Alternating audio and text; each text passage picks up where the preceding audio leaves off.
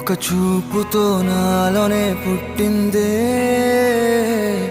ఏదో వింతగా గుండెలో చేరిందే. నువ్వెవ్వరో నాలో అని అడిగానే, తానేగా ప్రేమని తెలిపిందే.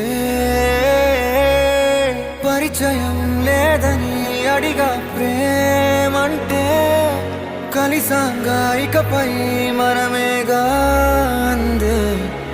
వెతికినా దొరకని అర్థం ప్రేమదే, అది నీకేంటో ఒక మాటలో చెప్పాలే.